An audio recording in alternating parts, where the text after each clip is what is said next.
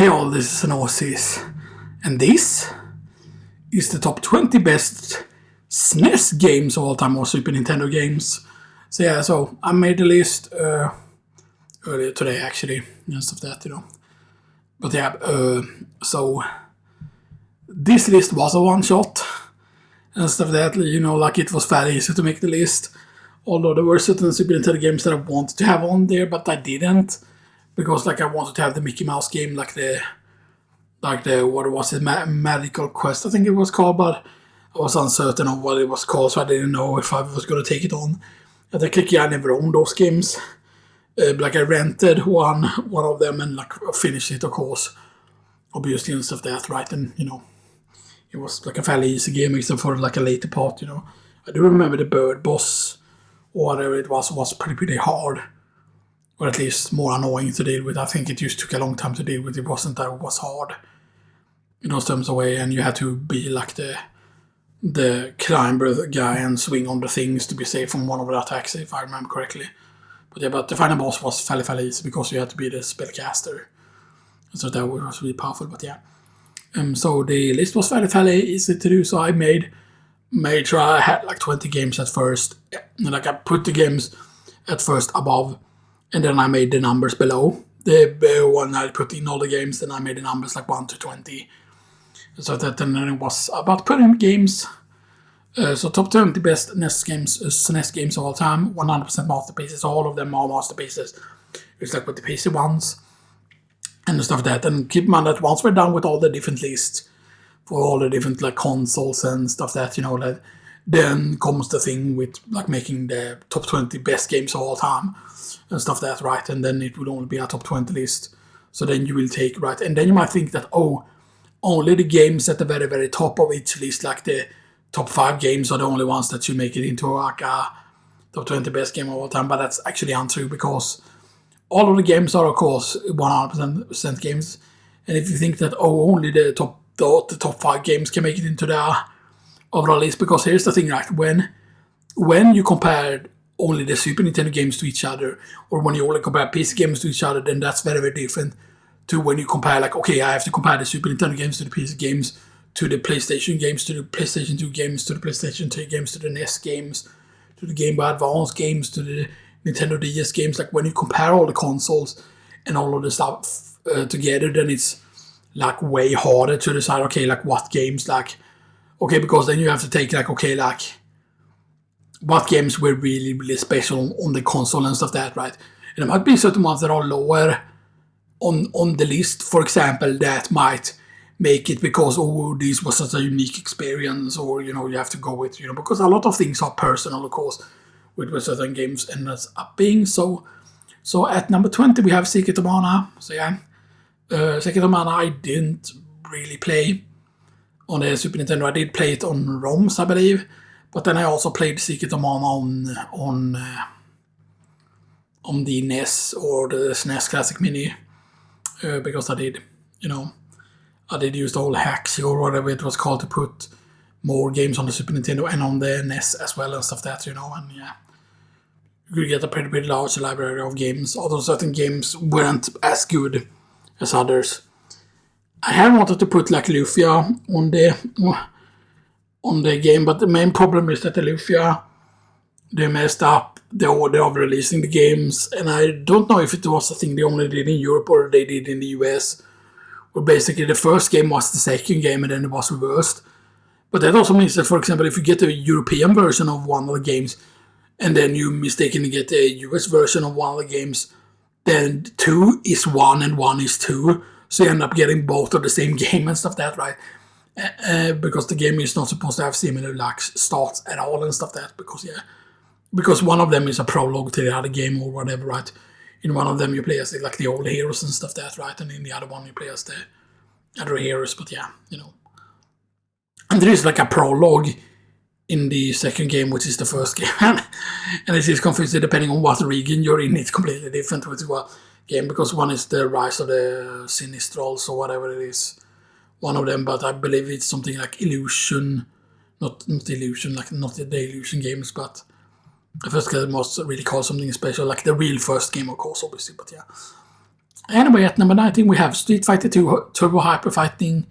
So I choose this instead of like, I could have chosen of course Super Street Fighter 2 or Super Street Fighter 2 Turbo and stuff that, but generally speaking I think that Turbo Hyper Fighting is better because with Super, I feel like a lot of the voices, they was ruined with Super. I don't know if it was Super Turbo that ruined the voices because, you know, like Guile on English instead of Sonic Boom, it was like Sonic Boom, like it was like used, like it sounded used so weird, like it sounded like the voices sounded like clearer, but it sounded like they softened up the voices and stuff that, so like a lot of the stuff, like the way certain things sounded was just very, very weird and stuff that, right? And Street Fighter 2 Turbo Hyper Fighting was the Street Fighter 2 I had and stuff that, and Turbo Hyper Fighting of course gave a lot of different moves or new moves basically in like Turbo and stuff that, and I don't think that they were in like in Championship Edition of Street Fighter 2. Like Championship Edition, right, was the one that included the bosses, I think, Championship Edition. Or Championship Edition might have been the one that was Mega Drive, because there was a game that was Mega Drive, which is the Genesis, what it was called here in PAL region. It was called Mega Drive instead of Genesis. And Mega Drive kind of, in my opinion, kind of makes more sense. Because, you know, like, because it was called Mega Drive, makes you think that, you know, like, it almost makes me think about the music for some reason, that Mega Drive, oh yeah, so it's a CD drive, you know, and stuff like that. Oh, so, you know, the music is going to be good in this system. Like Genesis just feels like, okay, like Genesis, like, haha, I'm playing the Bible. You know, like Genesis, like, oh. Like imagine if Sonic instead, imagine if it was the Master Chief platformer, and then it was Genesis, and then it was like No, but they did make a 2D Halo game actually, if I remember correctly. But it wasn't like a full price game, it was like a web game, I believe. Someone made with Halo or whatever, like, and you had like Warthog stages, and then you had like plasma grenades, and you had the assault rifle and stuff like that, and I remember that being really cool. But yeah, anyway, at number 18, Earthworm Jim. Yes, so Earthworm Jim I rented a bunch of times. It actually took a long time before I actually did beat it and stuff there, because Earthworm Jim, certain section in it was really difficult, especially like I do remember that the underwater sections felt really, really hard. But then, of course, when I got good at the game was when the HD version came out of it, which was actually really, really damn good back on I think it was back on the PS3 when it came out, the Earthworm Jim HD, which was really, really good. And on that version I got like really, really good at the whole underwater section, where you have to control in different directions, right? Because you wanted to go fast, but if you go too fast, you bonk into things, the thing can just get destroyed and stuff like that, but yeah. But I mean, like, the graphics in Earthworm Jim was really impressive, and then that he was as animated as he was, you know, stuff like that. And I believe Earthworm Jim technically was based on a comic book or whatever it was. I know it became a cartoon as well, but yeah, but Earthworm Jim, of course, because the suit was like super mega advanced, and made him like really, really powerful and stuff like that, right? And then like the gun that he supposedly shoots, that gun is actually a plasma gun. Supposedly like it's a sci-fi gun. Actually, but it's like, oh well, you could say that it's a sci-fi Uzi or whatever, that it's like the Uzi, you know, like the Israeli weapon, you know, the one that Lara Croft really, really likes in Tomb Raider. That's even dual wheels. Well, that fucking recoil, right? Because it isn't the original Uzi, right? Isn't like a 9mm, it's like 45 ACP, I think. The original Uzis and stuff like that, right? And they were pretty crazy, of course. And I know that the Ingrams became more famous, like the Ingrams or the Max. I believe the Ingrams was the Max, or maybe it was wrong, like Mac 10 or whatever they were called. But yeah, Earthworm Jim was just amazing. Like, the music was really good. I loved hell in that, but dun dun dun dun dun, and it was like and then it was like classic music and stuff like that. And they had the lawyers in hell, and then the fucking snowman. What the fuck had a snowman done to deserve that punishment of being in hell? And it had a special humor, and then the fact that the devil was a cat and stuff like that. He was just trying to fire at you, and then you used that to jump and you were out of your suit And of course, phase 2, after he knocked down the platform and you recover your suit, he was hiding in the background, and then he would jump forward and like tries to scratch you and stuff like that, and you had to be very, very quick on the reactions. Yeah. And then the fact that the boss in the underwater area was just the fucking goldfish in the thing, in the bowl, which is why he had also like big cat guards and stuff like that, because he couldn't like defend himself or whatever, right? And he had a fucking hamster that you rode around on. I mean, like, it was just so fucking screwed, like Earthworm Jim, like the humor in it was so completely screwed. Like, it was like almost like someone's like a really weird like LSD trip almost, or something like that, you know? And it's like what if we make this into a game? Right, and I believe it was Shiny, right? Was it Shiny that came up with it? Because Shiny, of course, Shiny, was it interactive or was it entertainment? Because I believe that they also came up with MDK, or Murder, Death, Kill, or actually Make Diana King, or actually, what is it, Kart, something. The Kart is of course the main character, and then the D is for the doc guy. And in MDK2 you could play as the different characters and stuff. That like, wasn't one of them a dog? Also something like that, you know, something I forgot here, but yeah. But you know, and spoilers, yeah, MDK is gonna be probably on the. Well, I mean, it should have been on the PC list actually, the MDK. But I never had MDK and stuff that. I do remember playing the demo a lot. And I did enjoy too a lot the demo of that, you know. And I know it's available on GOG, and I'm gonna get them on GOG at some point, because they're GOG. Because I got Christmas presents yesterday on GOG, because a lot of things were on sale. Well, one other game wasn't on sale, so that game was way more expensive than the other ones. But it was still very, very cheap for 4 games and stuff that, so yeah, it was crazy. Anyway, next up at number 17, and this might seem really low to some people, and that is Super Mario Kart. Super Mario Kart was an excellent game, really, really fantastic, like very, very good soundtrack, very good, just fun to play, you know, stuff like that. But here's the thing, right, if you weren't super good at it, then you most realistically only need 50 and 100cc, right? It was 50, 100, 150 was still a thing, right? With the final thing, because on the final thing things become very, very hard, because you kind of had to drift. But the drifting in Super Mario Kart was actually very weird, because there were in certain corners where you couldn't like drift or whatever, because then you would actually like, because I believe in Super Mario Kart you couldn't brake while drifting or whatever it was, because you know there are like in the modern Mario Kart, for example, when they made like 200, what was it, cc in was it the Mario Kart 8, 200cc was the first thing. Yeah, that's when it happened at first, 200cc, I believe. Or was it 250cc even? No, I think it was 200cc. But yeah, on the 200cc you have to like brake in certain corners, because otherwise you're just gonna bump into things. But yeah, but Super Mario Kart was absolutely fantastic. Yeah, and one thing though, what was a bit frustrating is that there were unique moves. You couldn't do these moves as a player, but the AI could do them. Like Yoshi could shoot out like eggs that he could throw. And basically they would be thrown at the, like, imagine like if the bananas could be thrown like further onto the stage or whatever, right? Donkey Kong could of course throw bananas, or put the bananas on the stage, even if he didn't have the power up or whatever, right? Peach did something as well, if I remember correctly. Like, I think most characters had something they would do. I believe actually the Super Mario Brothers, like Mario and Luigi, would actually randomly get a star, even if they didn't have the star, right? Even if they didn't pick up the star from a box, I believe their power was actually to use a star, just randomly, just like that, like boom, now I have a star, even though I don't have a star or whatever it was. But yeah, and there were like a bunch of these things that they did, like a bunch of special things. Yeah, Bowser had like the fireball thing that would get placed out and stuff like that, right? And you know, like certain of those things could kind of feel like bullshit, you know, but it was really fun. There were a few tracks I would say that were frustrating and stuff like that, especially that one ice track. I think there were 2 ice tracks, right?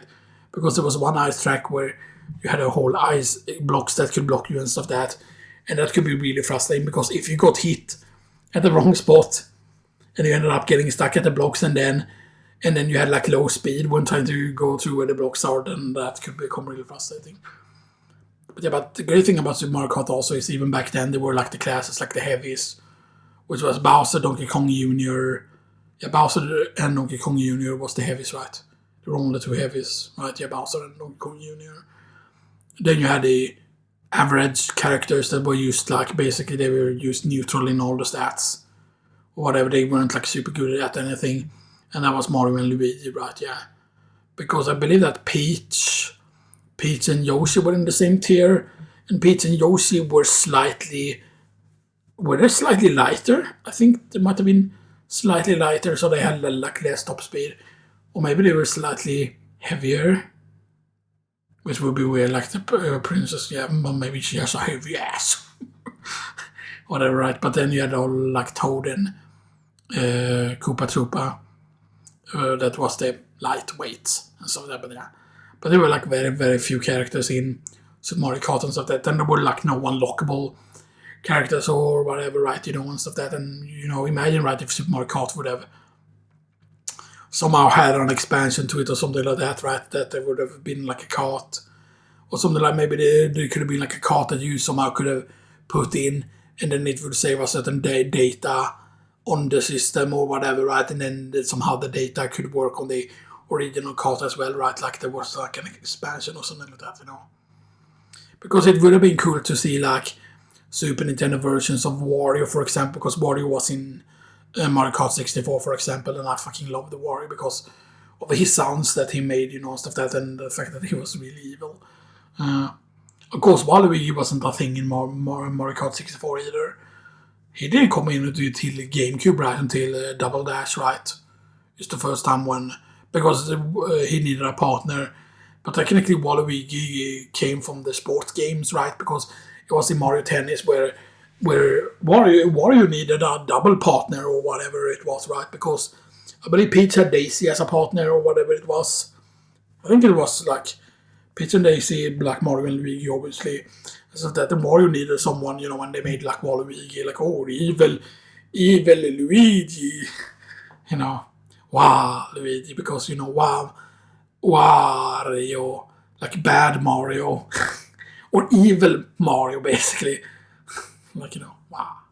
I bet you can't gå det without saying what you are on. Anyway, at number 16 we have Mega Man X, yes. Which might again seem very, very low for Mega Man X and stuff like that, because it's a very, very good game and stuff like that, but like yes, it is very good and it's very, very fun to go through, but it's just Mega Man X was just too easy. Like, okay, it's very, very understandable because the NES games were so difficult, unless like you're talking about Mega Man 2 specifically. But Mega Man 2, like if you played it in the so-called normal difficulty mode, the normal difficulty mode was actually an easy mode, and that didn't even exist in the Japanese version of the game, because the difficult mode, or whatever they call it, right, is the actual real difficulty of the game. That's actually the game's normal mode. So the people that just plays through the so-called normal mode and think that, haha, I beat the normal mode on Mega Man 2, no you haven't, because you just beat the easy version of the game, which is why the bosses melt so quickly, because the bosses melt way less quickly on the difficult mode, and like platforming sections are harder, and certain things and stuff like that, but yeah. And I don't know why they had to make like an easy version or whatever like that. It felt like stupid, right? Because there will be people that just beat that version and then they think they beat the Mega Man 2 and stuff like that, but yeah. But I felt like that with a lot of Super Nintendo games, that the NES games were so hard. So on the Super Nintendo, they were like, okay, we have to make easier versions of all our games. That was it always felt like. That is why I get frustrated when people are saying, oh yeah, Super Metroid is a hard game. And then you have people that used to die some bomb shooters and then they're like, oh yeah, because the game is hard. Or when you have people playing Legend of Zelda on the NES for the first time, and it's like, and then like the speedrunners or good players recommend like, oh yeah, you just get this map that shows where everything is, where all of the secrets are, and stuff that, and then play the game, and then you can call it even that you're playing the game blind. And it's like, no, you don't play the game like that. Like that's fucking retarded. Like being like, yeah, you should use cheat from the game from the very beginning and stuff that, and then you're gonna so much enjoy the game and stuff that. And then it's like, no. And everyone say, oh, but people couldn't figure out the secret back in the day. People used Nintendo Power and the guidebooks and stuff, and that's the only reason why young people beat video games, and then I have like the fucking diary, the old diary when I was like in first grade, and then I beat like Super Mario World. And the first time I beat Super Mario World when I was in first grade was I beat it like I did go to Star Opera out because the people were like, "Oh, those things were hard to find." No, finding the secret exits were actually fairly easy. And like, what you're gonna tell me that people didn't figure out how to fly with the cape immediately upon getting it? Yeah, you were using the run button, and it must like you were going to fly. And then like, oh, finding that keyhole. Yeah, that is just super easy to finding the keyhole in that stage, then getting into the water stage. And then finding out that, oh, there's a key here and stuff that I can take to this keyhole and stuff that, like, the fact that you learned about, oh, I can use this keyhole here on this stage, boom, and then on the water stage, oh, there's another keyhole, oh, there's a key somewhere, oh, and stuff that, and then you used, And then, yeah, sure, the ghost house, you have to, like, get to where the big boo is, but if you still, like, have the cape at that point, then you can use fly up and get to where the thing is.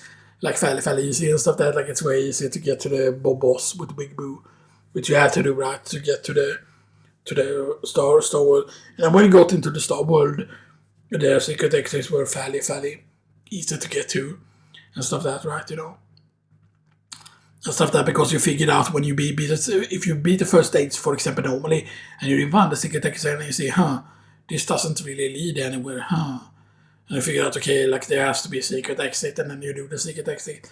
Because heck, in the instruction manual it even says, right, it says the stages that has secret exits, like, because you have like the little red dot means that on the map means that it has a secret exit. If it's just a yellow dot, then it's no secret exit. Then you had like the big dots, the big red dots, for example, where if it was like multiplier secret exit, right, that it wasn't just one secret exit, it was like 2 secret exits, if I remember correctly, or more. Or whatever it was, but yeah, it was pretty interesting. Anyway, at number 15 we have Donkey Kong Country, yes. Which might seem really interesting that Donkey Kong Country is on there. Because here there is like several games from different franchises and stuff that's, yeah. So Donkey Kong Country is lowest of the Donkey Kong countries, because I only have 2 of them on there, but yeah, but Donkey Kong Country is still a big deal in my opinion. I know there's a lot of people that use, it's just the worst Super Mario World, which is just bullshit to say. Yeah, spoilers, I do rank Super Mario World higher.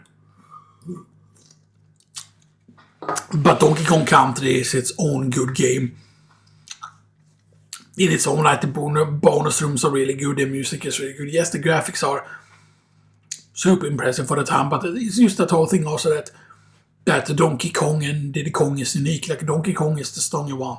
He's slower and stuff like that, but he's heavy, and then Diddy Kong is just super fast and everything. And it's also that the stages felt like really, really unique, because the snow world actually feels like a proper actually snow world or like a nice world or whatever, right? Because it's slippery and stuff like that, right? And that's really when the difficulty feels like it picks up. Just the industrial levels are also pretty difficult and stuff like that, right? And the industrial levels, the fucking music, especially when you're in those factories, like the music is just so fucking good. I mean, all the music in Donkey Kong Country is good. The only thing I would say, like, is the weakest thing in Donkey Kong Country is actually the boss fights. Like, because, I mean, the Gnati fight, the thing, you have that boss fight twice.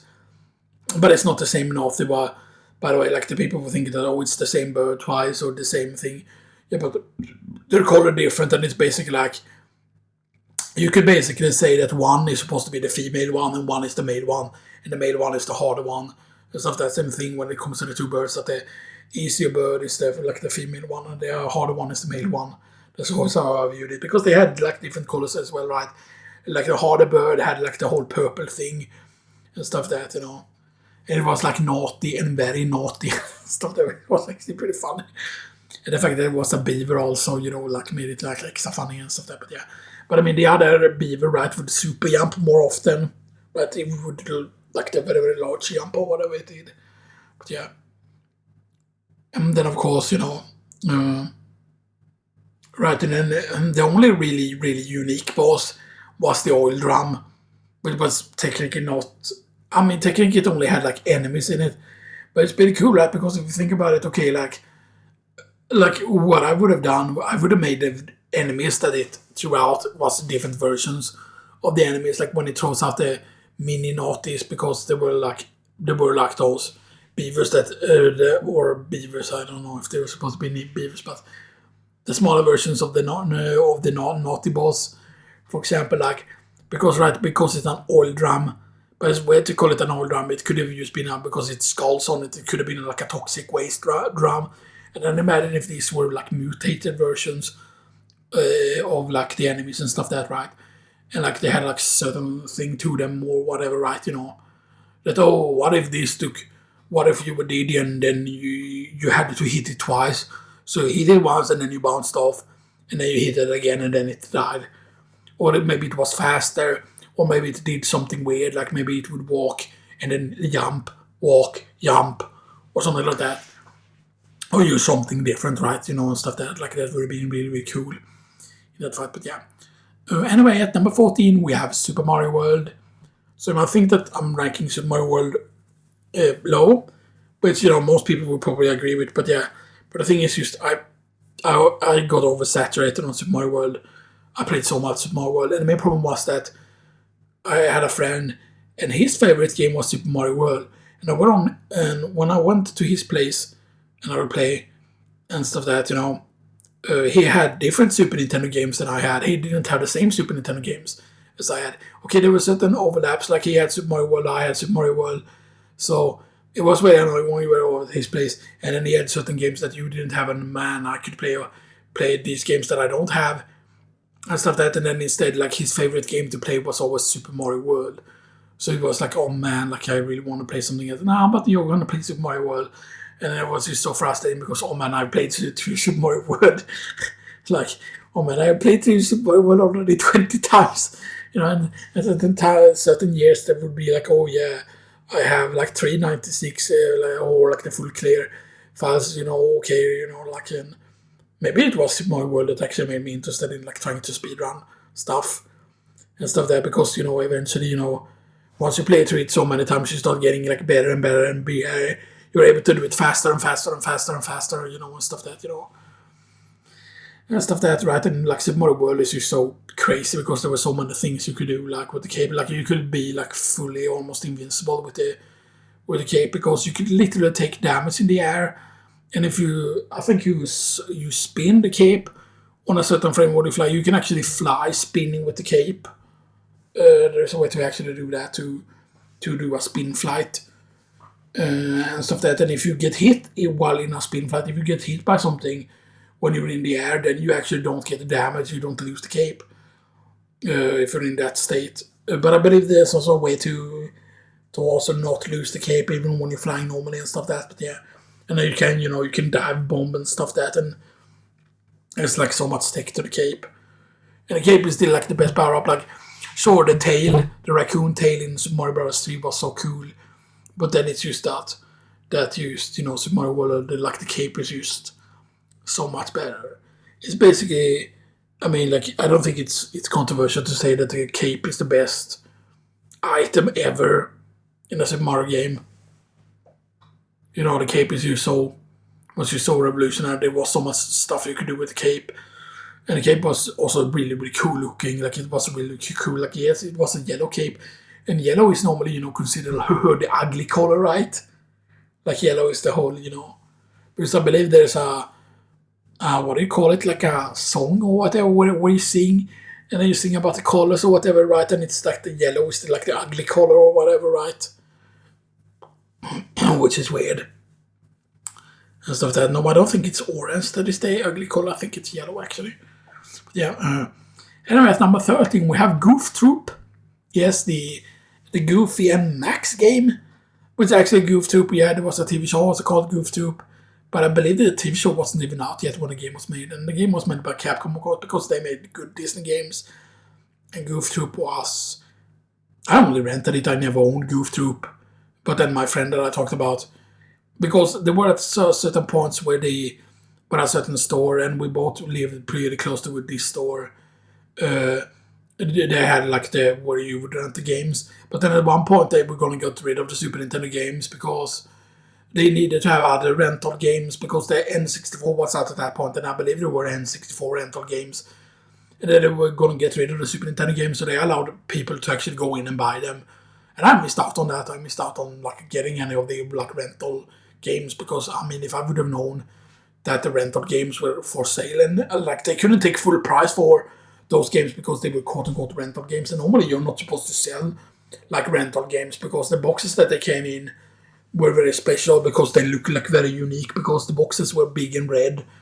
If I remember correctly, the boxes like were way bigger than regular Super Nintendo because it wasn't the whole cardboard thing either and stuff like that, and it's basically like there's an instruction manual inside, but it's not a normal instruction manual that you read. Instead, the instruction manual is in the back and you can read, and sometimes people would scratch down like, you know, like codes on certain things because there were certain things that you could write on also on the inside, not like the back where the manual is, but there were some extra pages somewhere where you could write like down codes and stuff like that, right?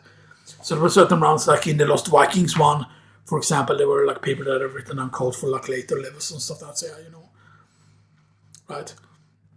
And Goof Troop I would use to rent so many times, and the thing that made Goof Troop so good, and why I'm ranking it so high, is because it was the co-op game of all co-op games. Man, it was such a good co-op game, because if you had a family member to play with or a friend to play with, it was really good. And John Max was just, you know, it was the whole doing counter thing, like someone big, you know, because Donkey Kong was the powerful one and Diddy was the lighter one. Same thing in Goof Troop, the dad is the strong one.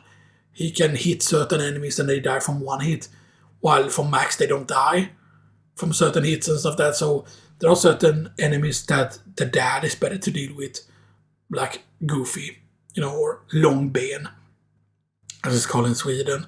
And then Max is just called Max in Sweden as well, I believe. And Max was, of course, the lighter one.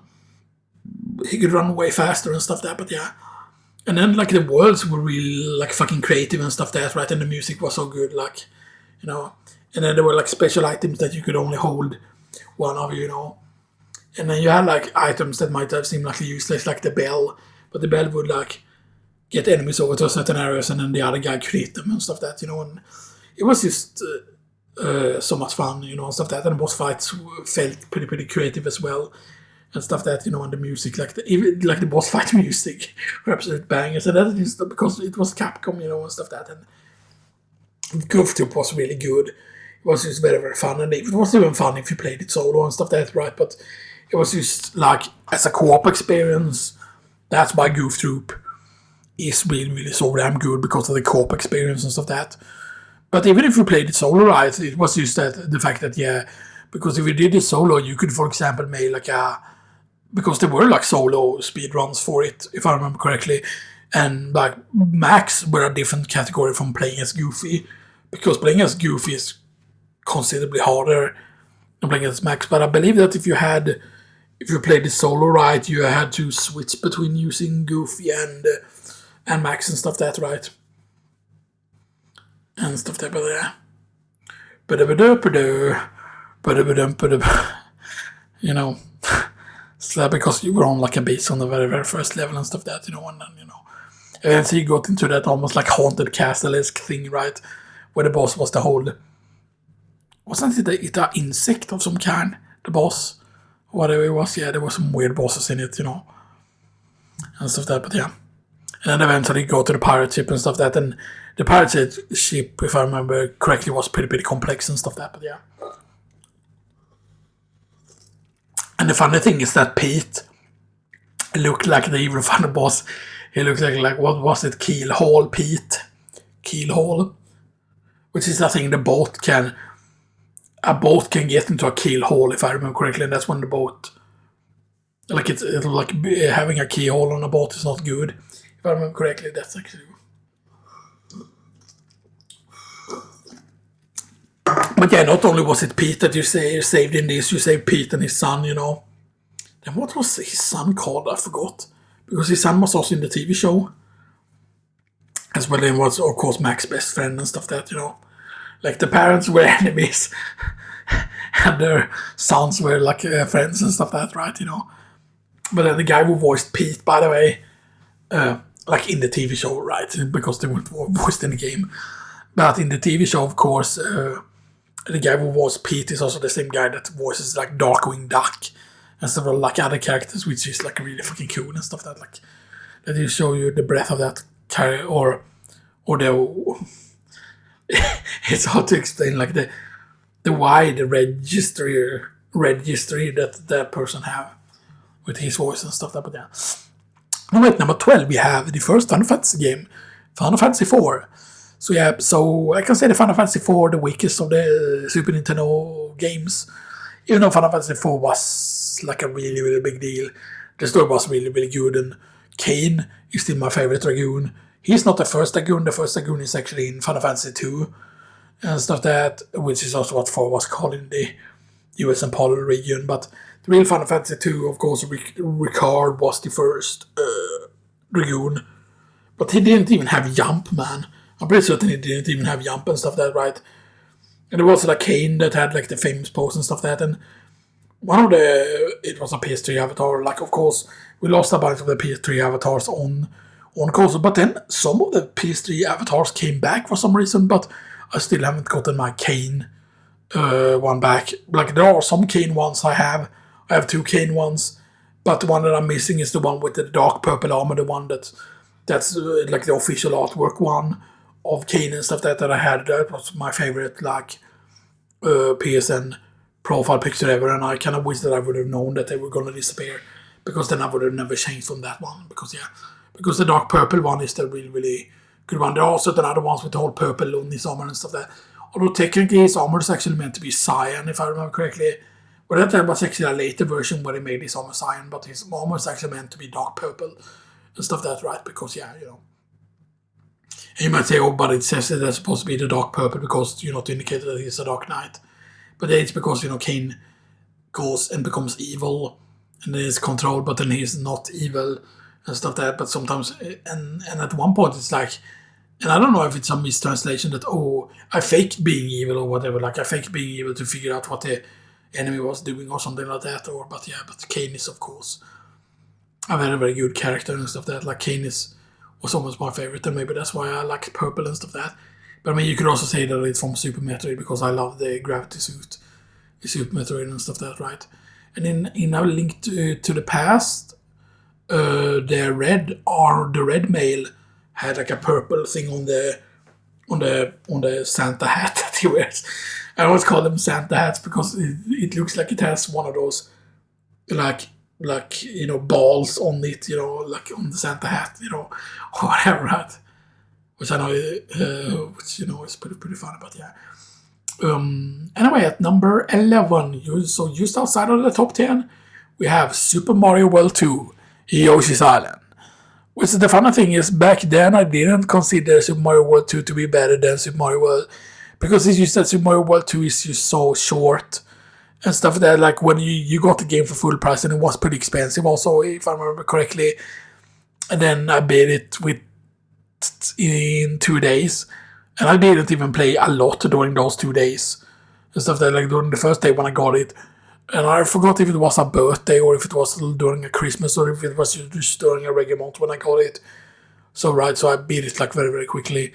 But of course, if you wanted to get 100 on everything on the stage, then that was a lot harder. So that, and I mean, the mini games were really, really good, because the mini games reminded me a bit of Super Mario Bros. 3 and stuff like that with some of the mini games. But it's also that Yoshi had so much character, and there were so many colors to Yoshi and stuff like that, and the music was so unique. And the fact that, the bosses became large and stuff like that, right? And you had so many absolute bangers, like the castle music was so good, like do do do do do do do do do do do.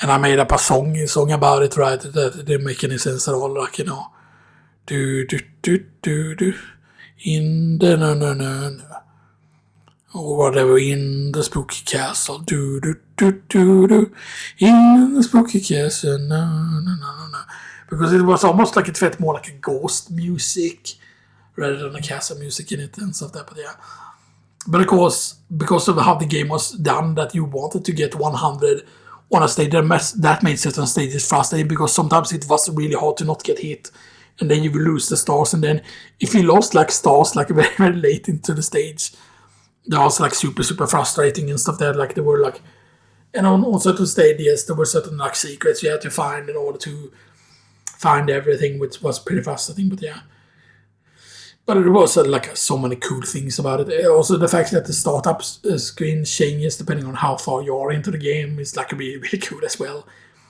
and stuff that. And yeah, you know, as Super Mario World 2 it was a lot better of a game than Super Mario World. But it was also a very different game, because comparing it to Super Mario World, you see, so yes, it's Super Mario World 2, but it's just like the platforming is completely different. You're playing as Yoshi. Of course, Mario still gets his cape when he gets the star and stuff, that's right, which is actually pretty funny. But man, the transformations were really fun. Although there were so many transformations that got cut, you know, and stuff that, you know.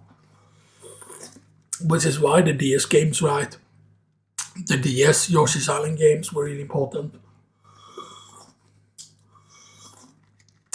Because, right, you had one Yoshi's Island game that was technically more of like a remake of the first one, if I remember correctly. But then you also had a Yoshi's Island games that were technically like a sequel that had more evil babies in it.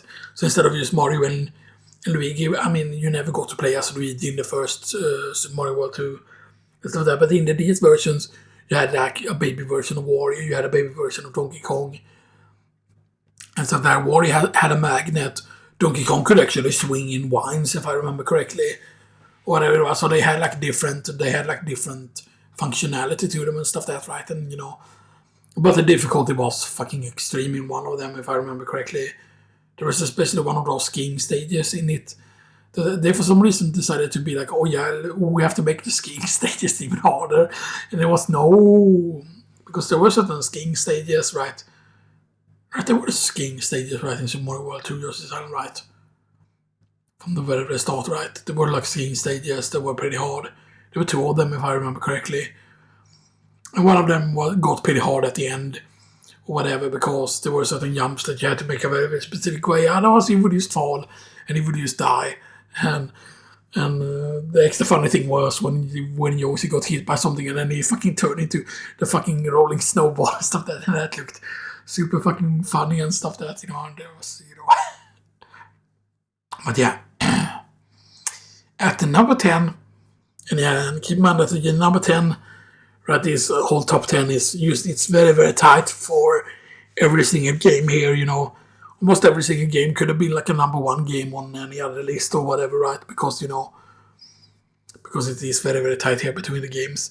So at number 10 we have Donkey Kong Country 2 Diddy's Conquest, which is just a superior Donkey Kong game 2-1 and stuff like that. And like, it's not just the fact that there's a kick-ass pirate team and stuff that everything, but you actually go to the Kremlin Island, and the fact that you've been like, okay, like what are the Kremlins actually really like? And then in the instruction manual, I do remember them talking about it, and the fact that you start on Gangplank Galleon, like the ship that he had in the very first game, like the King K. Rool and stuff that, right, the ship. So that the fact that you start on there, you can see the Donkey Kong Island there in the background and stuff, that's, yeah, you know. And I don't know how you got on board the ship, and you might say, oh, but you were on board the ship from the first game, but no, because when you read the manual, yeah, Donkey Kong got kidnapped, and the Kong had his girlfriend now at this point, so it was probably several years after Donkey Kong Country, I would say, because Dixie did not exist at all in Donkey Kong Country 1. Like, it wasn't that, oh, I had a hidden girlfriend on the side and stuff that, right, because, you know, whatever, right, because, yeah. But Dixie Kong was, like, really good with the banana hair and stuff that, I would call it banana hair. And maybe that was supposed to be what it was, you know, whatever, because, yeah. Because instead of it being, like, one character is the slow one and stuff, that both characters were fairly fast at both climbing and doing things, but she had a helicopter and stuff that, and the helicopter, which is basically works not only like a flying, or it works more like a hover, but it's like really freaking good because you're like gliding down very slowly and stuff like that. So it's not a hover in that aspect, but yeah. And you had like the whole team up attacks, because this time around, of course, if there were a heavy enemy, none of them were powerful enough to just kill the heavy enemy, so you often had to do the team up attack or use barrels or whatever. But yeah. But then the world's like going from Gangplank Galleon or going from the ship, levels and stuff that, and then all of a sudden you go into a fucking volcano and stuff that. And the cool thing is, you might think that, oh, the volcano will get boring because it's just going to be fire stages and riding across balloons over the fire and stuff that. No, but you also had like the whole, oh, we're inside a mine and stuff that, you know, and that thing, you know, and stuff that, and which was really cool as well, you know. And that was the first time that Clubber's kiosk showed up, and you paid him bonus coins, and then you got into the Lost World, and Lost World music was so good, and you realized, oh shit, this is fucking epic.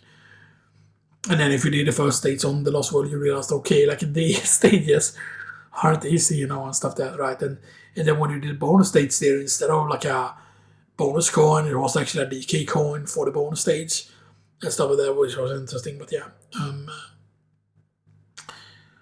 right. And next up at the number 9 is Final Fantasy VI,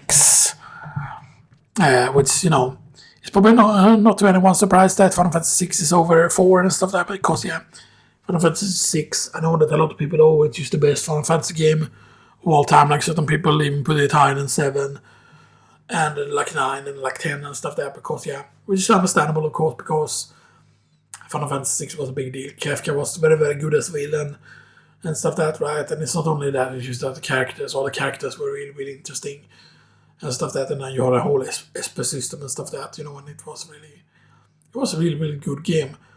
But it was like a lot of things that were easy about it and stuff like that, right? And, you know, the fact that you could steal the Mog's equipment and stuff like that, right? And you could use the whole spear that you could take from like Mog and stuff like that, right? You know, and other stuff. And Final Fantasy VI was fairly easy because there was a lot of powerful moves and stuff like that, you know, and yeah. I think it was just very, very good. But there is a Final Fantasy that's actually going to rank higher than this, which you didn't know, you've already figured out then what Final Fantasy it's going to be. Anyway, at number 8 we have Super Mario All-Stars. And to clarify, not the version with Super Mario World on it, because if I would have had the version of Super Mario All-Stars, the later version, that was still only called Super Mario All-Stars. It wasn't called like Super Mario All-Stars 2 or Super Mario All-Stars Deluxe or something like that. They were the one that had, but I believe the one on the package then, it was like the original Super Mario All-Star packaging, but it was like, I think it was a different color. I think it was red, the packaging instead, and then it had like include Super Mario World on it. Because if I would have had that version on there, the Super Mario World wouldn't have taken up a spot on the list at all. Because it's unfair to put that version of Super Mario All-Stars on it, because the version that had Super Mario World on it as an extra game, it's just a very, very big deal. Also because of the way that the saves worked in Super Mario All-Stars. And that's the thing, the Super Mario All-Stars, in my opinion, was not the first, what do you call it? It was not the first remaster, but it was more of a remake. Because the game's physics and the game are different from the originals, especially in Super Mario Bros. Like the physics are completely different, like a lot of things are way cooler about the All-Stars versions of the game, like Super Mario Bros, Super Mario Bros 2, Super Mario Bros 3 and stuff like that, right? And of course you had the Lost Levels, which was the Super Mario Bros 2. But the All-Stars, not only did they look graphically really cool, but the music was very different. And then the bonus rooms had the whole special music and stuff like that, because yeah. But All-Stars was just absolutely fantastic, and the amount of game that you got for it, and price-wise, it wasn't that expensive either. Or at least on the first version of Super Mario All-Stars. And it was crazy, right? Like Super Mario Brothers 1, Super Mario Bros 2, aka Doki Doki Panic. Which, by the way, not calling it a Super Mario Bros. And you saying that, oh, this is just a reskin of this other game. The fact is that it was still made by the team, technically the Shigeru team, and stuff like that. And it was made as a commercial for something and stuff like that. And then the technology in that game was so impressive. The fact that you had a whole verticality with being able to go up like this or go down like this and stuff like that. Like, that was like really, really impressive and stuff like that. And then they decided, oh man, we could use that for a Mario game and stuff like that, you know.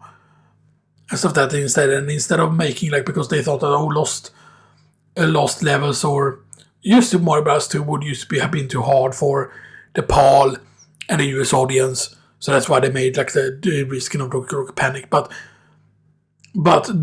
calling it, oh, it's not a real Super Mario game, Yeah, but a lot of the enemies from Super Mario Bros. 2, which came specific from Gears, Shy Guys, which, imagine a Mario World without Shy Guys, and yes, Shy Guys are from Doki Doki Panic, but there are Super Mario World staple, the cactus enemies.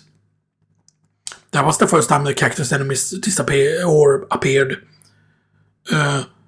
because I believe they were in Super Mario World as well, the cactus enemies. But they weren't in Super Mario Bros. 3, right? Or were they in Super Mario Bros. 3? I forgot. But yeah, the cactus enemies was from Super Mario Bros. 2 and stuff, aka Doki Doki Panic.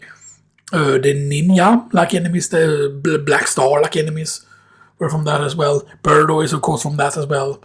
And so the Watt is from there, but the Watt, didn't really show up. But yeah, but there were certain other things that showed up in other things, like Mouser, I believe, actually did show up in certain other things as well. But yeah. But there were a lot of things that came from that thing. And if you think about it, really, like Luigi's whole jumping thing, right? Well, technically it didn't come from there because in Lost Levels, again, so the Super Mario Bros. 2, you had basically that you could choose between Mario and Luigi. And Luigi did have the higher jump, and he could like run faster. But in Super Mario Bros. 2, Luigi, yes, he had a very, very good jump, but he had like a kick jump, like he would kick when he was jumping, and he had a weird floatiness to him. And yes, he wasn't like super fast either at running, the fastest. The guy or the character that was fastest running was Toad. But Toad couldn't jump very high, but Toad could pick up things the quickest, and he could dig the quickest as well. And Peach was slowest at picking up stuff, like picking up objects from the ground. And stuff that she was the slowest at that, she was the slowest at digging. But she had a hover, of course, and stuff that, yeah. And Mario was used to average and everything and stuff there because, yeah. But it was so cool because that also meant that, for example, want to do a speedrun where you only play as Mario, want to do a speedrun where you only play as Luigi, or want to do a speedrun where you only play as Toad, or want to do a speedrun where you only play as Peach, or want to do a speedrun where you mix and match the characters, or want to do a speedrun where you do 100% where you do all the stages, or do you want to do 90% where you do the warps and stuff that, and do you want to do glitches or do you not want to do glitches, and stuff like that, because, yeah. Sauce used to have so much content to it, which is why it's so insane. But it's not only because of the content. It's just that these versions of the game are technically superior to the original NES counterparts. But there are certain charms also that are being lost, like the hell levels in Super Mario Bros. 3 had like this whole like very, very almost sterile background with it being like black and was it actually black and white that it was technically and stuff there, because there was like a lot like it was almost like the world was dead or something like that. It was like, what the fuck kind of hell version of the stages are these, because it was just like, they were almost like devoid of life. Yeah, there were enemies and stuff like that, right? But the color, it felt like, and I know that it's supposed to be like a theater thing, whatever, like it's supposed to be like a stage play or whatever it is supposed to be. And then you can figure out like, these are the stages, like this is like maybe beyond the stage where it's like less colorful and stuff like that, right? Or whatever, right? That you're basically backstage in the level in hell and stuff like that, and everything. But yeah, but there was certain charms of certain of the game levels that kind of got lost when you had it be more colorful. But it wasn't not only that the colors added a bunch of things, but the music also sounded different and stuff like that. But yeah, but it was just so cool. And Super Mario Stars, really, when it comes to a platformer, like, you could argue, like, Super Mario Stars could definitely be on anyone's list of best platformer of all time. Like, there's absolutely no question. Or at least from 2D platformers, there's absolutely no question. I'm not counting the one with Super Mario World on it, because then it's even better, of course. But Super Mario Stars was not only the fact that it feels like a remake more than a remaster, because the fact that, yes, the physics in the games are different. Like, speedrunning Super Mario Bros. On All Stars is different than speedrunning regular Super Mario Bros. And stuff like that, And even the Lost Levels, that version of Super Mario Bros. 2 is different from the actual NES or Famicom version of Super Mario Bros. 2. But yeah. At number 7, we have Super Mario RPG. Yes. The baby's first RPG, basically. The game, because yes, Super Mario RPG wasn't a particularly hard game. and stuff that, and the puzzles in it were fairly easy, and the mini games were pretty fun. But it was not only that, yes, the music was good, but they also made some like very, very unique characters. You had Mallow, you had Gino and stuff like that. And then like, yes, like fucking playable Bowser, playable Peach. And yes, sure, like Peach is more of a healer and stuff like that, right? But Bowser, man, like Bowser used to being like, oh yeah, I have to act like I'm tough and stuff like that, right? And oh, you can join the Koopa Troop and stuff like that, right? And oh shit, I got kicked out of my castle and stuff like that, you know. And the fact that you see even Bowser with his forces and be like, yeah, like he still commands respect and stuff like that, like even though he's kicked out of his castle, you know, stuff like that, yeah, you know. And it was really, really great and stuff like that, right? And if you think about it, right, like, yeah, sure, not that many playable characters, really, if you think about it. Like, yeah, you have Mario, you have Mallow, then Bowser, and then Peach. And that's it. Wait, I forgot Gino, right? Yeah. Mario, Mallow, Gino, Bowser, and Peach. Yeah, so 5 characters. Right, and that's like crazy to think about an RPG. Only 5 characters and stuff like that, right? But it was absolutely crazy. Yes, only 5 characters, but those 5 characters were really, really, really good and stuff like that. And then the whole world felt believable and stuff like that. It felt like it was the Mushroom Kingdom and stuff like that, right? And then you had some not only like kick-ass boss music, but you had several different like boss musics and stuff like that. Because yeah, you know. And then the music, man. And then the whole fact that, yes, you had like the whole defense and stuff like that, and then like the timing of certain hits and doing certain inputs for certain things made it like really, really good as well. But yeah. But it is definitely one of the better RPGs probably of all time. So that, which is why the Switch version of Super Mario RPG, like the remake, was so good. Because it had like bonus bosses in it and stuff like that, right? And I did do a clear what I did do all the super bosses, including the 2 versions of the like the super boss, the Final Fantasy boss, because there's 2 versions of that fight basically and stuff like that. Because yeah, and then the fact that you get unique equipment as well, like you get really powerful equipment. But I really love the super attacks that they introduced, because one of them is basically like Diddys, is like a Blitz Ace kind of, you know, and stuff like that, right? Which is actually pretty funny, right? And stuff because yeah. Anyway, at number 6, another RPG, a Final Fantasy game, Final Fantasy V. Yes, and I consider Final Fantasy V the highest of the Super Nintendo Final Fantasies, because Final Fantasy V has a really good job system and stuff like that. And 3 was technically the first one with a real job system. 2 kind of had a hybrid job system, but it wasn't that they had a specific job. But you could basically make a character a monk in Final Fantasy 2. You could make a character with something special and feel like a certain class, you know, if you wanted to, right? Because you could choose what spells certain characters would learn and stuff like that. So you could technically make classes into, but you weren't forced to be certain jobs. But Final Fantasy V, of course, had the best job system. And then the story, they had a lot of humor in it, or a lot of perverted humor. I don't know if that was I don't know why they went with that, and the whole thing that, the girl that like dresses up like a pirate and so to be like, right, she tricks everyone that, I'm a man, but I'm actually a woman and stuff like that, you know.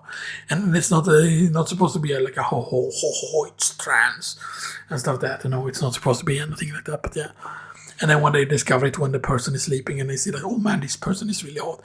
And then at first, I believe it's first the old man that reacts to it, and then it's Bart that reacts to it, I believe it is. And then the female comes along, and she's like, why are you like this? And then, of course, the fact that they end up being related, the 2 females and stuff like that, right? They end up being related and stuff like that. You know, stuff that is very, very interesting. But yeah, the characters in 5 was really good, and then the whole job system was really, really good in 5 as well. And 5 used to have a certain extent story, you know, and you know, like. And 5, right, was the one with was it 5 that had X death? Right. Yeah, it was 5 that had X death. And Galef, of course, ended up being like a fucking like an old guardian or something like that, right? And you know, and then you eventually travel to the fucking moon or whatever it was, yeah. Yeah, you did that in 5, right? Yeah. Wasn't that a thing in 4 as well? Going to the moon. Or am I mistaken? Am I mixing up the games? Yeah, because in 5 the thing is that the guy is a tree. The guy in 5 is a tree. X-Death. Yeah. What was the villain in 4 again? In 4 it was Golbez. Yes, Golbez, yes. And in 5 of course you have X-Death. But 4, the final boss doesn't even end up being Golbez because you had that whole other thing coming out of nowhere. Or really not nowhere, but you know. But the Final Fantasy 5, you know, with X-Death. What was it? Was it Ceremus in 4, I think, the final boss, yeah. In 3 it was of course Cloud of Darkness. Was it Emperor in 3? No, Emperor was in 2. And then Cloud of Darkness was in 3. And in the first game of course you had Chaos. Which is the guy in Dissidia as well. Which is voiced by the guy who aiming down the sight from Modern Warfare. Aim down the sight by aiming down the sight. Yeah, Modern Warfare 2 I think specifically. Like the black guy and stuff like that, yeah. And he did a voice for the thing. But yeah. Yeah, the voice for in the city of Chaos. And then at number 5 we have Killer Instinct, yes. And I tried to rank Killer Instinct very, very high because, you know, yes, the Super Nintendo version is not as good as the arcade version and stuff like that, right? Because Kenny and Steve is correct and Max is wrong. Sorry, but that's just how it is, you know, because there are certain things that you can do in the arcade version that you cannot do in the Super Nintendo version. And I believe it's because the arcade version, I think it has a different refresh or like polling rate or whatever you call it. Or maybe that's not what you call it actually, but there is something special where there are certain combos you can do in the arcade version you cannot do on the Super Nintendo at all. And stuff that is 100% true. And you might say that, oh, but it's used that these people have played the arcade version more, so that's why they can do it on the arcade and not do it on the Super Nintendo because they're not as good on a controller or whatever, right? You could say that could be the case, but you know, the arcade version is definitely a much better version of Killer Instinct, the arcade version. And so that, but the Super Nintendo version was used super impressive, and it was used, not only that the music was absolutely great, but the whole fact that the cartridge or the cassette, whatever, was black and stuff like that, right? And then you got a soundtrack with it. If you actually bought the game, you got a soundtrack with it used. From buying the game, it wasn't that it was a special version of the game. All the versions of the game came with it. With the CD and stuff like that, right? And the music was really, really good. And stuff like that. It was just that Killer Instinct as a fighting game. Usually was that the characters were really, really cool and felt like very, very unique. And then if you got very good at it, you know, and you learned some of the ultras, you know, there were certain characters that they kind of felt like sheep, like if you knew how to do the whole thing with the Saber Wolf, like left, right, was it left? Was it a short mode or was it just left, right, and then like the punch buttons, and you would do the whole wow, wow, wow with the claws, and you could easily do the whole killer combo. Killer was the second highest, right, except for the ultra, right, because Killer was 13 hits, I think it was, or whatever, right. But then, of course, they were usually the ultra input was similar to another input, but I think you had to do it like twice or whatever it was, or you had to spam it. But then it only worked like when the enemy was on low health. But you would usually combo a certain special move into the ultra and stuff like that. And I learned, or I figured out how to do the ultra with, I could do it with Saber Wolf. I could do the ultra with Cinder. Cinder was actually the easiest ultra. Orchid's one was I felt the timing on Orchid ones was weird. Jaeger's one was pretty hard if I remember correctly. TA combos one was pretty easy if I remember correctly. TA combo ones, because there was a certain combo you could do, so you could basically 100% guarantee getting the ultra every single time if you did a certain combo with the TA combo. The TA combo was used amazingly fun because, right, yes, he's a boxer character, but it's not like bad Balrog style. He's like very, very aggressive and stuff like that, and it's just like, he was just such a fucking fun character. Like, that's the thing, that the characters were fun. Every single character were fun in Killer Instinct. It didn't feel like, oh, this character feels so much worse than everyone else, because in in Street Fighter, right, like, Dhalsim is fucking hard to use. Dhalsim is really hard to use. And then certain character felt like, with certain character felt like you had to rely on certain specific things, like, with Johnny you had to get good with lightning kicks. And you could do the weak version of lightning kicks or the medium version, because there wasn't a heavy version of lightning kicks, but it was a light and a medium. And the medium one, you had to spam way faster on to do the medium one, and yes, the medium one did way more damage. And stuff like that, but yeah. And it just felt like in Street Fighter it felt like more like imbalance with how good certain characters were. Like certain characters were way harder to use than others. But in Killer Instinct they managed to make all the characters feel like really, really good and stuff like that, because yeah.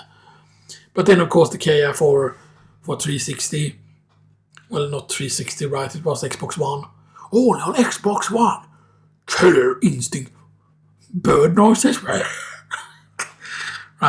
And then it was just like, because the characters in on the 360 version, the character that I got really good was I actually started out as with Saberwolf, because I always loved Saberwolf, his whole fucking backstory and everything. But then of course the character that I got really good was Spinal.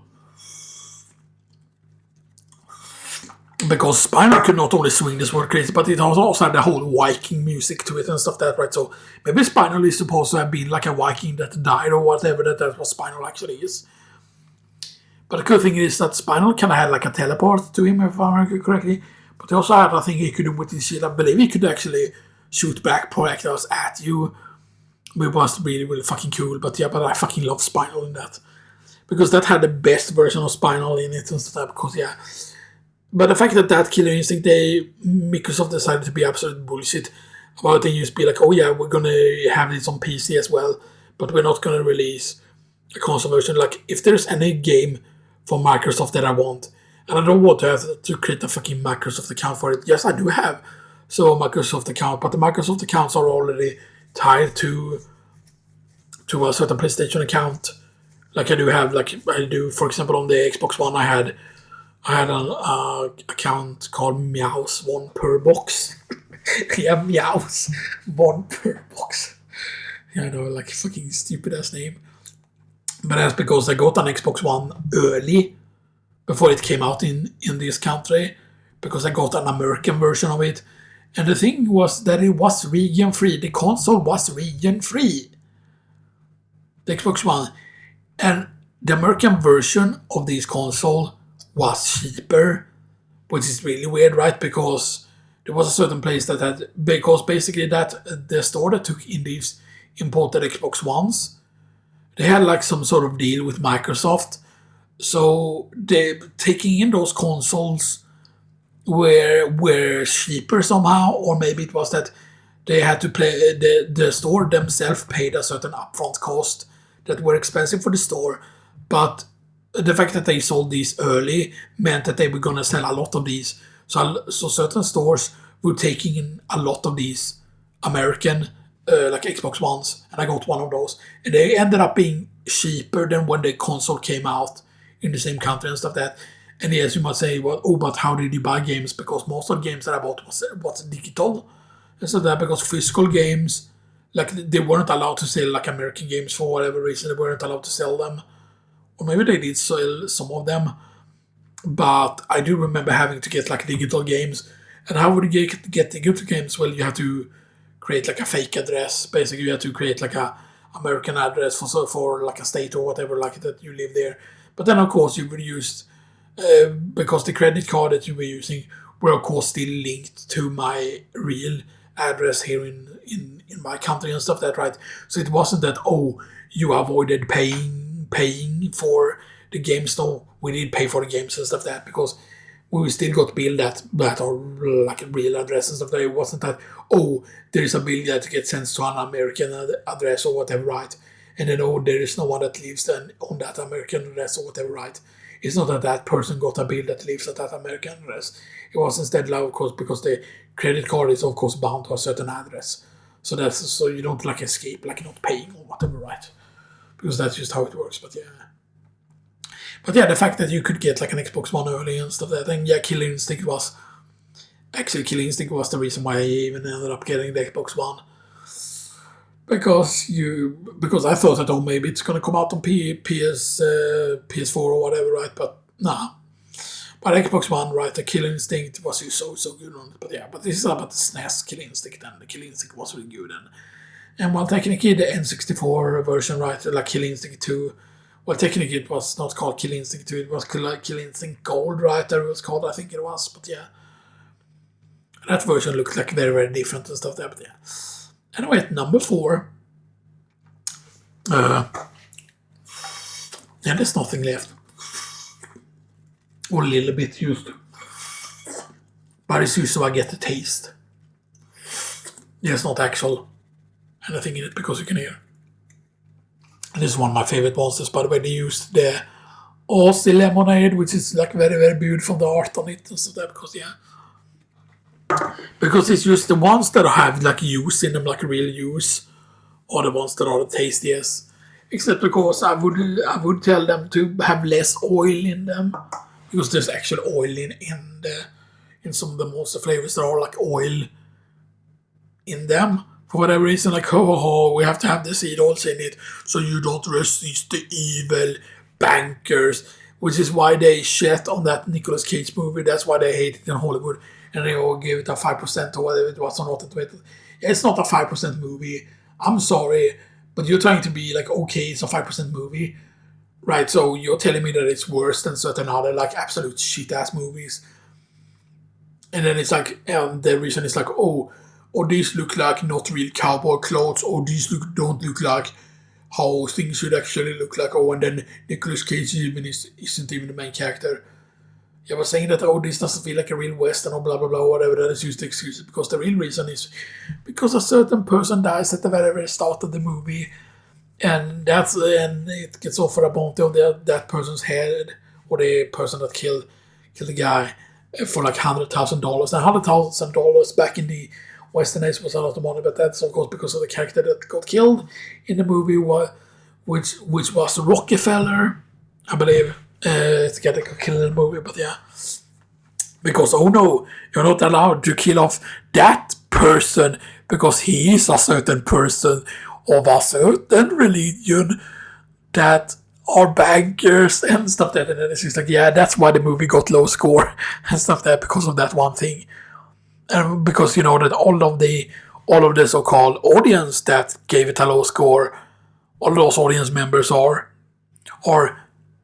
Christians. Well, not the real Christians, the fake Christians, the Christians that are devil worshippers, and the Christians that want to destroy the world, aka the Judeo-Christians, and stuff like that. But yeah, anyway, at number 4, we have Mega Man X3, yes, because I just love X3, because X2, as I used to say, X2 didn't come out in Europe, but that's actually wrong, because apparently, according to Grok, when I asked a long time ago, Mega Man X2 actually did came out in Europe. However, it was just that X2, I believe, was just out like 1 or 2 months before X3 came out, or something like that. Like, it was crazy how close they were released to one another. That I believe it was something like when they were released, because X2 was not released at the same time as it was released in the US. Because X2, I remember a lot of people imported X2, and I do remember seeing a site where you could import it, but I never saw X2 in stores ever. And it was just like, why would you stock X2 if an X3 was out? Because it was always the whole thing like, and you might think that, but that made no sense, because on the NES, for example, Super Mario Bros. Would always be in stock. And so that, just because Super Mario Bros. Sold so well. Super Mario Bros. 2 was always in stock, Super Mario Bros. 3 was always in stock. That was because all of the games were good. So, like, there were still reasons, right? But when it came to something like Mega Man X, it was just like, yeah, we could stock Mega Man X2, or we could use stock Mega Man X3 because it's the newer one, and then it's just like, why buy X2 when you can buy X3, and stuff like that. Like, it felt like, because every game would just be better than the previous one, stuff like that. So, yeah. So that's why, so for me, the first game that had the air dash was X3 instead of X2, because yes, X2 had the air dash. But it felt like such a big deal in X3, because if you went from X into X3, then yeah, X3 was the first one with the air dash. And then the whole playable like Zero and stuff that was an even bigger deal and stuff that X3 and yeah, sure, like Zero was absolutely suck ass with the fact that he has a bigger hitbox. He like takes a lot of damage because he doesn't have like the armor thing and stuff like that. But that's kind of how Proto Man is. Proto Man takes more damage as well. And yeah, which is why Proto Man has his shield and stuff like that, because he's basically the prototype of Mega Man. But but X3 was used so good. For me, like it was used a way better game than X1. And the X3 was hard and stuff like that, and I used to be very, very good at it, even against like the final boss and stuff like that. Because back in the day I could clear it without having to get the golden chip, or even without getting any of the pink chips at all.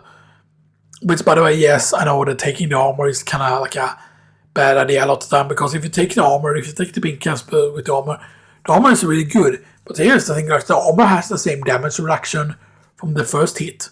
Yes, you get a red shield instead of a blue shield, but it's when that red shield is up, that's when you take even more reduced damage. So if you get hit back to back, then you take a lot of reduced damage. But if you only get hit once in a while, you still take the same amount of damage as if you only had the blue shield and stuff like that. But it's when the shield is out, that's when you take the extra reduced damage, which is actually pretty bad functionality. But yeah, but the thing is, the ship that is the best to get. If you just want to kill the final boss, well, you kind of have to get the Zero Saber, because otherwise the boss fight is harder. But with the Hyper C ship, you basically can just shoot charge shots all the time without having to worry about things. But yeah, but the Case of Sigma is a hard fight, like saying use anyone that, yeah, it's easy, right? Like if you haven't done the fight in a long time, then yeah, it's hard and stuff like that, because yeah. Anyway, at number 3, and yeah, this top 3 here is very, very, it's rough, man. It's like all of these games. I mean, all of the games in the top 10 could have been like a number 1 game and stuff like that, because all of the games in the top 10 are so good. It's almost like their masterpiece level is so much higher than all the other games, basically. And at number 3, we have Super Metroid. Yeah, giving Super Metroid only number 3 felt like really, really bad, because I used to love Super Metroid so much and stuff like that. It was not only that the game was like really, really dark and stuff like that, like the game's story's kind of fucked up and stuff like that. Like if you think about it, like because you saved the Metroid in the end of Game Boy, or the Game Boy Metroid game, like the Return of Samus or whatever it was, right? Yeah, you saved that baby, and then I'm gonna leave it at this research station. And oh shit, research station under attack, and then you go there, and fucking guys are massacred on the floor and stuff like that, right? Which is not, yeah, that's really dark in itself. Like, and you don't really think about it that way when you're younger and you play it, right? You don't think about shit, because if you see how the corpses lay on the ground, like, right, that they're like, aren't they bloody even on like the PAL version of the game, right? That it wasn't censored or anything, but yeah. And of course, you find Riddlers. And of course, if you stand on the door and if you turn around or whatever it is you do, when you're about to get hit, then you like take less damage or whatever it is. But yeah, but you can like beat him in that fight, and then he drops the Metroid, but then he picks it up again, right? Or you could just take damage very, very quickly and then not make it into an epic fight at all. And then of course you escape the station and stuff like that. And then you land on Criteria, and it's like the whole rain and the whole atmosphere and everything. Like it's not like, it's like atmospheric music at the beginning and stuff like that. And then of course when you get the morph ball, and then the whole wing activates and stuff like that, right?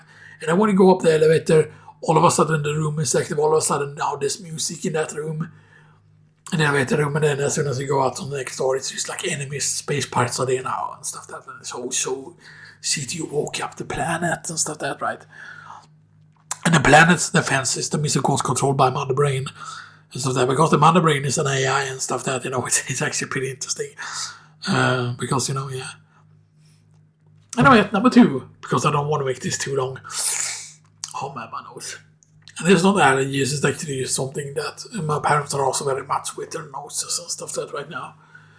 And I think there was someone that actually made us sick and stuff like that, right, which is pretty bad. But anyway, so number 2, Chrono Trigger, yes. Of course, use the best RPG on Super Nintendo, absolutely no question. Yes, the Mario RPG is really, really good, and it's probably one of the best RPGs of all time, just because of how unique it is. But Chrono Trigger is just so fantastic, because Chrono Trigger's stories are very, very adult like story. There's a lot of like dark shit in it, and yes, there are several endings you can get, and like when you learn how the things are connected to each other and stuff like that, right? And it has some really unique characters. The fact that you had so many different time zones that you got to, right, made like the characters feel like very, very unique and stuff like that, right? And the fact also that you actually got one of the quote-unquote evil characters. The fact that you could unlock Magus and actually play as Magus. And Magus was, of course, like really powerful. Magus was always my favorite. If I would name a character Xenosis in it, I would always name Magus that instead of naming Chrono that. Because Magus was just very powerful, and once you got like Magus' ultimate gear, like Magus fucking kicked ass. Like he had like very, very powerful spells, of course. Because yes, he was a spellcaster, but his melee move wasn't weak at all. I mean, his goal was to actually destroy lavas and stuff like that, right? Because he realized that lavas fucked everything up, and he managed to travel through time, of course, because he had a penance from his mom or whatever it was he had, and stuff like that. Because and he tried to summon lavas, of course, back during the medieval ages and stuff like that, but yeah. Oh, and then finally, number one, that just makes the number one so abused, The Legend of Zelda: Link to the Past. And I would say that, yes, a lot of it is because of the light world and the dark world in it. And in fact, yeah, you do, like, because the game kind of, like, I mean, you understand that there's going to be a dark world when you're on the way to Tower of Hera, because when you get into the dark world, I mean, I don't know how many people pressed the map button as soon as they got into the dark world, into the teleporter there on Death Mountain, right? Because when you checked the map and you saw that, oh shit, there's a whole nother world, because there's no way that they were going to design a big map like that, and then you weren't going to explore the dark world and stuff like that, But then, of course, most likely you didn't have the Moon Pearl when you defeated Agony, most likely. And I don't know why it took me a long time to figure out that I could fall into the hole and stuff like that, because I knew that you could fall in the holes. Because I knew how to fall into the hole that led into the whole white thing that looks like a big ass. It kind of looks like a pillar, but with a basket in it. Not a basket, but but the one that you fall down basically to get to where the fairy fountain is, right? Because I knew how to fall down in that hole. And I didn't know what the stars did, because you have to hit the stars to move the holes on the floor. And for some reason that even if I hit the star and I put the hole up there, I never thought that like I would go and fall into that hole, because I thought, the holes, you either take the hole down to the fairy fountain, or all the other holes are just going to be traps that are just going to put you down several floors, is what I felt like. And I just couldn't figure out, and I don't know why, because it was just very obvious on the map location that, falling down this hole will put you where the big chest is, and stuff like that, right? And sure, imagine if I would have figured out bomb jumping and figured out that I could have bombed over, and so that, but yeah, it took me a long time to find the Moon Pearl. And I actually thought at first that you were supposed to do something with the bunny form in the dark world, that you were supposed to actually explore and maybe find something, right? Because, yeah. It's a bit sad though, because the bunny music is so fucking good. So there might be a lot of people that just figure out how to get the Moon Pearl immediately. And I mean, yes, you get to hear the bunny music on the Death Mountain. You do get to hear it during that, while you might even try to explore some of the Death Mountain there and stuff that as a bunny and stuff that, because yes, you can go to where the fairy is and stuff that, the fairy fountain, but then you cannot do really much at all and stuff that. And there are some NPCs you can talk to, of course, but yeah. And then of course you meet the old man, which is Link. Yeah, the old man is Link, because you know about that thing, right? That the Link doesn't die before the other Link gets made, or the other Link exists. Like, the previous Link does not have to die for the other Link to be. And it's supposed to be something that the old man is actually the Link from like the first Zelda game, in A Link to the Past or something like that. Because in one of the Link, or in one of the Zelda games, the one that was on DS, the A Link Between Worlds, or 3DS game, I have it up there somewhere. A Link Between Worlds. A Link Between Worlds, of course, had like a boss fight where you fought against another Link.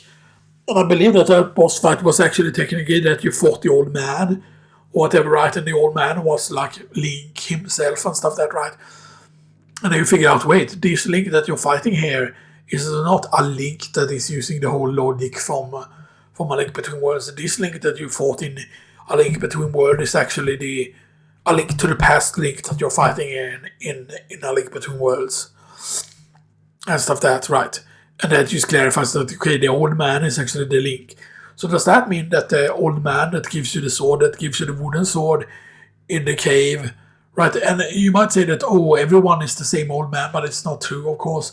Now, you could say, of course, that Charles or Lars is like an old man, that maybe one of the old men in the first Zelda game is supposed to be Sahasrara, and one of them is supposed to be Agino or whatever, right? Because they were like, what was it, 7 wise men? Because the 7 wise men are connected to the 7 maidens, which is why the 7 maidens were required to break the seal to the Dark World, because it got sealed by the sages, the 7 sages, because there's 7 crystals. So the 7 maidens had to be captured, and one of them was Zelda, of course, were actually descended on one of the wise men. So that's, yeah. And yeah, you could say that maybe the guy that gives you the sword, the wooden sword specifically, or the ones specifically that gives you the swords are like previous Links. Or maybe it's the same guy that gives you the wooden sword is probably the same guy that gives you the white sword and then eventually the magical sword and stuff like that. And it might just be that old man is supposed to be the previous Link as well, and stuff like that, right? Because that would be really interesting. And of course, in Twilight Princess, you get the sword moves from the skeleton guy, which is actually a dead version of Link. And stuff like that, right? Which is interesting, right? So, And I mean, Link, because, it's a link. It's links are linked to each other, if that makes sense, right? Because, and it's just that and Link, has to exist because of the curse and stuff that the curse from what was it in Skyward Sword, from Demise. So that because Demise is of course the guy that became quote-unquote Ganondorf. Or well, basically the Triforce of Power went to Ganondorf, and the Triforce of Courage is in Link, and the Triforce of Wisdom is in Zelda. And that means that they are linked together and stuff that, like, if Link exists, there's going to be a Zelda, there's going to be a Ganondorf. That's just how things are. And stuff like that, right? And it's Demise that started that whole thing and stuff that he cursed Link and Zelda and stuff that's, yeah. But it's so great because in Skyward Sword, of course, they felt so different, but yeah. But Link to the Past is just such a good game. It's not just at the start of the game with whole rain and stuff that, and it's rainy and stuff that, and then Zelda contacts you. And there are actually some friendly guards there, which is interesting, right? That these guards are not the ones that are brainwashed that actually chase you, the one that try and kill you and stuff like that. The way I see it is that the golden guards are actually supposed to be the elite guards, the one that are closest to the king. And I don't think that the king technically, quote-unquote, got the murder or whatever, right? Like I don't know if the game actually does imply that, and I don't know if the game story is different in Japanese or whatever, right? Because you see the king sitting on the throne and stuff like that, right? And yeah, and yes, it's Aghanim the advisor that is the evil guy and stuff like that, because Aghanim is just Ganon's like light world ego, like he exists inside Aghanim. But I feel like it's wrong to call it Ganon's alter ego, because I feel like it's more of a Sant thing, right? From Twilight Princess, like Sant. Was it Sant that he was called? In Twilight Princess, because he got like corrupt by Ganondorf, like he got tricked by Ganondorf and stuff that to serve him and stuff that, right? And I feel the same is true. I feel like Aghanim was actually a good advice for the king, and that he wasn't evil from the start, but then he became evil because he became corrupt by Ganondorf. Whatever, right? And maybe he came somehow into contact with the Dark World somehow, or something like that, but yeah. And then maybe, right, because of when Link does the wish at the Triforce, that maybe is what brings the king back and stuff like that, but yeah. But I definitely feel like the guards that are there in the beginning are supposed to be the royal guards, the golden ones, that they weren't corrupt somehow, that they were able to stay sane and not becoming like crazy and stuff like the other gods did. But yeah, and that's it. That's the top 20 best SNES games. So next list is going to be NES games, and I don't know if I'm going to be able to do 20 games. I mean, certain games are used obvious, like Super Mario Bros. Is going to be on it, Super Mario Bros. 2, Super Mario Bros. Used like 3 years very obvious games. What else is obvious? Tetris, except I didn't own Tetris, but Tetris is used obvious, right? Mega Man. Although I don't know how many Mega Man games should be on there. Mega Man 2 should be on there, Mega Man 3 should be on there. Those are at least the two guarantees. Mega Man 1, you could argue for it, but Mega Man 1 is just way worse game, but Mega Man 1 is so important because without Mega Man 1, Mega Man 2 and Mega Man 3 wouldn't exist, of course, so those are games. Final Fantasy, I would probably only put Final Fantasy 3 on there because 3 is just a superior game and stuff there because 3 is the one with the first one with the open system. And 3 had a lot of like quality of life things. Because 3, I believe, was the first one where when you targeted something, because normally in 1, if you targeted and something died and you had targeted the same character or the same enemy with the same character, then those attacks would be lost. They wouldn't go over to another target. And 3, I believe, was the first one where if something died and you had already given commands to attack the same thing, then those attacks would go onto something else. And 3, I believe, was the first one that did it. Which was just absolutely massive. And stuff that. And yeah, 3 was the first one with the class system in it and stuff that, yeah. And yeah. So there's just a bunch of very, very obvious NES games that are going to be on the list and stuff that. And I don't know if there's enough to make a list of 20 games on the NES. But maybe there is. Because there's a lot of NES games also that people forget about. Because while I do love Tetris, Yoshi's Cookie is the better puzzle game. Like Yoshi's Cookie, by the way, it was a late release. Not as late as what was it? It was a game with Wario, right? A puzzle game, right? Like, what was it? Wario Woods, right? But wasn't that just a reskin of Yoshi's Cookie? I forgot. Because I know there was a reskin or something. Oh, and also, by the way, there were certain Super Nintendo games that technically I didn't have that could have been on the list. But that would have just been to satisfy other people. And that would have been like, for example, like Mario Picross. What it was called. Or was that a Super Nintendo game? Maybe that was actually a handheld game. Maybe it was actually a Game Boy game. The Mario Picross. Because it was basically, Mario Picross was like an archaeology game. But it was actually a certain type of puzzle that is called Picross or whatever it is. But yeah. Because it was basically pictures that were hiding. But you were like archaeology. You had to hit certain things. Whatever. And I don't know, taking a if it was based on Minesweeper. If it was more similar to that or whatever, right? Because, anyway, I hope you all enjoyed this and I'll see you all next time.